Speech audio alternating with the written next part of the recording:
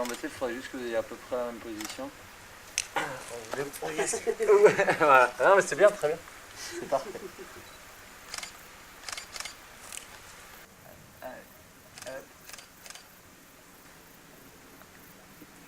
Alors, on est arrivé là par hasard, comme souvent le hasard fait bien les choses. On cherchait, on faisait des petites, on habitait, on coloait une maison au nord de Toulouse et on cherchait une petite maison en Haute-Garonne pour la maman de Gaël qui vivait à Paris et qui voulait revenir dans la région. Donc on faisait les petites annonces et on a vu Vent Moulin du Fond du Touques et Gaël dit « Ah, je connais ce lieu, j'y suis passée il y a quelques... » On balade et tout, c'est un super beau lieu et on était avec des copines. On rentrait d'Inde, on était un peu dans des trucs un peu hauts comme ça. Et on s'est dit, ah ben on va voir. Et on est venu voir et on est un peu tombé amoureux du lieu. Et du coup, on s'est dit, ben on va acheter, mais on n'avait pas de sous, on venait de démissionner l'un et l'autre, donc on n'était pas en contrat. Et enfin voilà, c'était une histoire d'amour avec le lieu, quoi, de rencontre comme ça, un peu impromptue. Et tout s'est fait après, on a appelé le gars en disant eh ben nous on veut acheter. Il a dit oui, d'accord, il y avait un prix. On dit ah mais par contre nous on achète, mais c'était un peu du théâtre, on n'achète pas à ce prix-là, on achète à celui-là. Et il a dit ah bah oui, ça fait longtemps que je veux le vendre ce lieu, allez. Et voilà, on a raccroché le téléphone et bon ben voilà, on va acheter. Après on a couru les banques, on a fait... Ouais, l'histoire s'est faite comme on ça. était en colocation, on n'était pas en couple. Donc on a acheté en plus sur un principe déjà de départ finalement plutôt de colocation, parce qu'on était en colocation et ça fonctionnait bien entre nous et on s'est dit bah voilà, pourquoi pas acheter. Et faire vivre un lieu ensemble, quoi. Mais ça nous est tombé dessus un peu, ouais.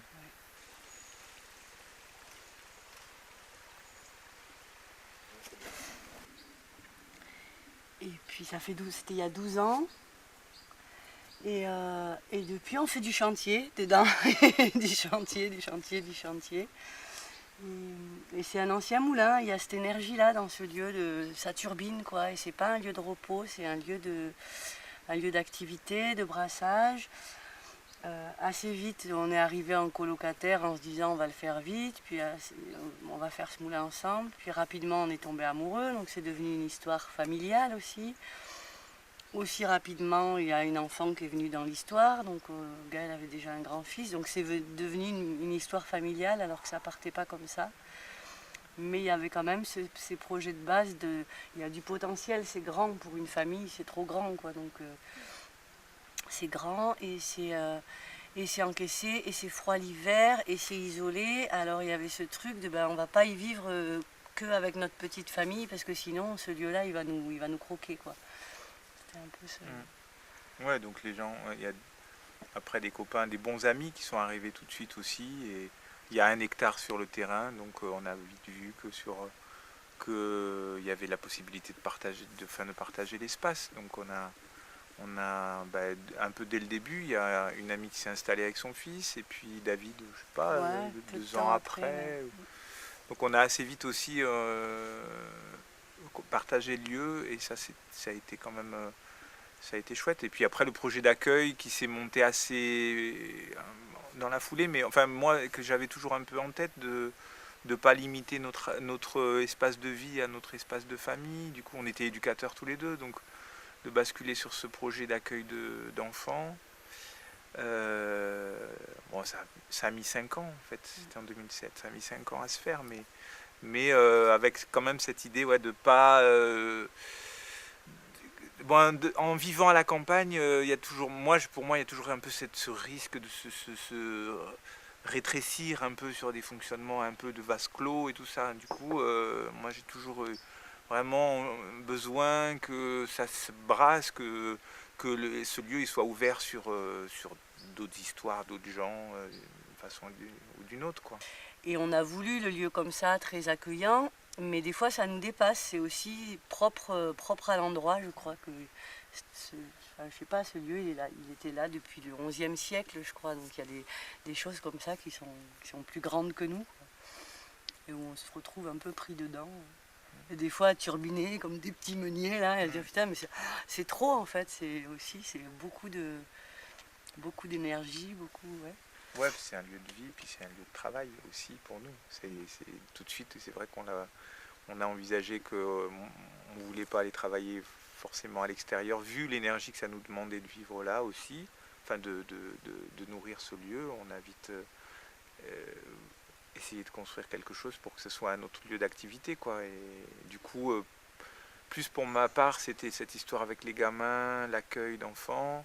Et puis pour les aides, c'était l'histoire du hammam qui était aussi un vieux rêve à réaliser. Du coup, maintenant la maison, elle a un peu ces deux pôles. Elle est presque un peu partagée en deux sur à la fois d'un côté l'histoire avec les jeunes accueillis, et puis de l'autre côté le hammam et l'espace de massage, un espace plutôt pour des gens qui viennent se faire du bien.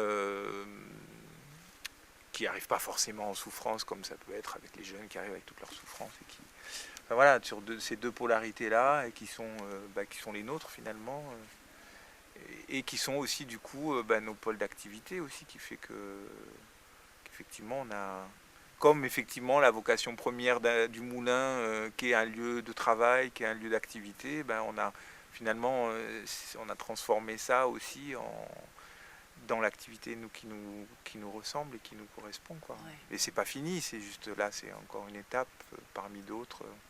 On voit bien qu'on a envie de développer certaines choses et que le lieu, petit à petit, il nous aide à vivre ces transformations qui sont nos transformations intérieures finalement, quoi. On dit souvent que les maisons, c'est des petits temples intérieurs et on le voit vachement ici parce que ça se transforme au fur et à mesure qu'on avance dans l'âge, qu'on a envie d'autre chose. Je me rappelle au début où on est arrivé, on a fait beaucoup d'enduit de terre et moi j'avais l'impression de mettre des cataplasmes d'argile sur ces murs-là. Et je me dis ouais, je soigne le moulin. Puis avec le recul, je me dis ouais, j'ai soigné aussi pas mal de blessures qui étaient les miennes. Et il y a un lien comme ça avec le lieu qui est très organique, quoi, très fusionnel aussi. Et du coup, comme on est vivant, et on bouge et l'espace aussi, quoi.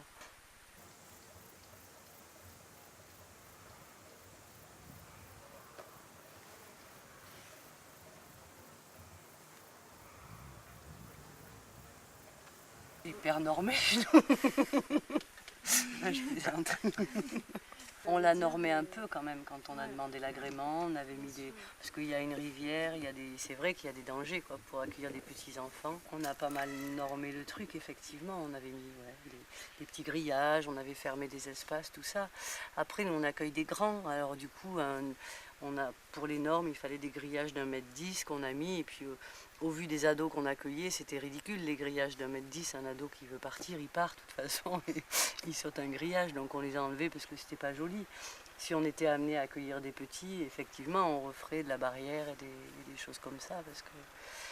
Et après aussi, on était éducateurs tous les deux, donc on avait le discours qui allait bien, je crois, de faire comprendre que les barrières, on peut les mettre matériellement, mais on peut aussi mettre un cadre de confiance qui fait que voilà, les jeunes ne vont pas faire n'importe quoi aussi. Il y avait tout un tas. Et puis on est tombé sur il y a eu un assistant social qui est venu s'occuper de l'agrément, qui était un gars chouette. Après, c'est encore des histoires de rencontres, quoi. De la puéricultrice, elle est arrivée le premier jour avec ses talons. Elle disait mais moi je vais pas pouvoir agréer un lieu pareil. Et puis au fil des discussions, elle a pris le risque et elle a joué le jeu. Et parce qu'elle voyait bien qu'il y avait un intérêt pour les jeunes d'être dans un endroit comme ça, qu'elle allait leur permettre peut-être de décrocher. Mais elle a réellement, effectivement, joué le jeu et pris un risque, non sans peine, et non sans peine pour nous non plus, parce que ça a été quand même long, et que ça a été quand même un parcours aussi. On nous a dit, non mais là ça va pas du tout, il faut faire ça, il faut faire ça. Enfin voilà. Mais aussi, quand même, il y a je pense, à un moment donné, une espèce d'alliance peut-être qui s'est faite où elle s'est dit bah oui effectivement, je me souviens de sa phrase où elle dit bah oui c'est vrai qu'on peut pas non plus agréer que des maisons toutes pareilles, c'est-à-dire effectivement beaucoup de familles d'accueil accueillent dans des maisons de lotissement finalement qui sont dans des banlieues et pour des jeunes qui ont justement des problèmes de structure, qui ont besoin de faire exploser des cadres et qui ont des problèmes avec la vision de la famille traditionnelle, en fait, à qui ça renvoie des choses dures, ben, il faut qu'ils trouvent des formes alternatives. Et ça, elle a accepté cette histoire non sans peine, mais elle a quand même accepté de jouer le jeu et finalement, elle a lâché et elle a donné l'agrément. Mais finalement, sur quelque chose d'un peu... d'une rencontre, on se fait d'une confiance. alliance, Et, ouais. Et c'est vrai qu'on voit bien que, surtout pour les ados, que d'arriver ici, là on travaille avec des ados sur des périodes assez courtes, c'est des gamins qui arrivent d'institutions, qui ont explosé dans les institutions là où ils sont. Enfin, là c'est une institution en particulier qui fait de l'accueil d'urgence déjà.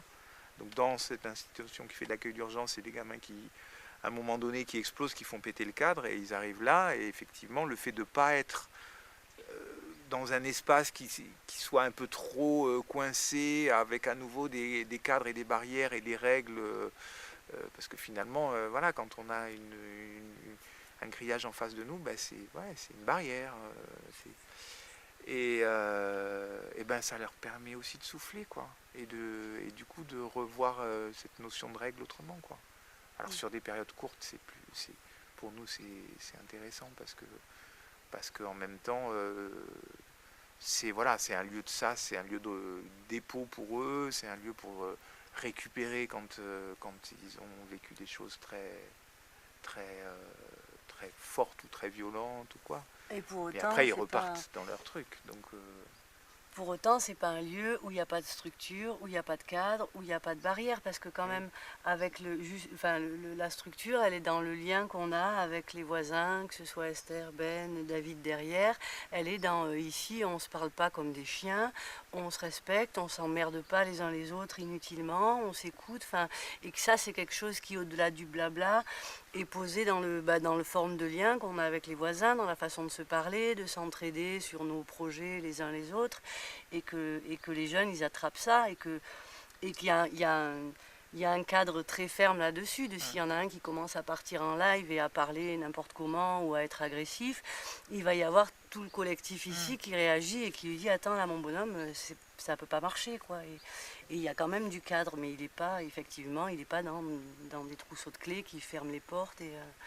ouais, c'est une histoire autre de chose, rencontre. quoi. Et des fois, c'est pas une rencontre avec nous, mais avec quelqu'un d'autre d'ici, ou qui va nous dire, et pépép, là, quand même, là, ça va pas, là. On le voit bien aussi. Parce que nous, comme on est un peu plus immergé dans cette histoire avec les gamins quand ils arrivent, des fois on peut être même complètement immergé, donc c'est aussi les copains qui viennent nous repêcher de là et nous amener à regarder les choses un peu en mettant un peu de distance, et des fois prendre un gamin sous le bras et l'amener faire je sais pas quoi. Ou nous prendre nous sous le bras et nous dire bon, là, bon, allez, ton histoire avec ce môme, là t'en sors, tu prends ton môme et on va à la mer, on fait autre chose, aussi, quoi, parce que on est soluble un peu dans la rencontre quand même. Il y a des fois il se passe des choses, on se retrouve embarqués et du coup c'est des garde-fous aussi, les copains et les voisins, quoi.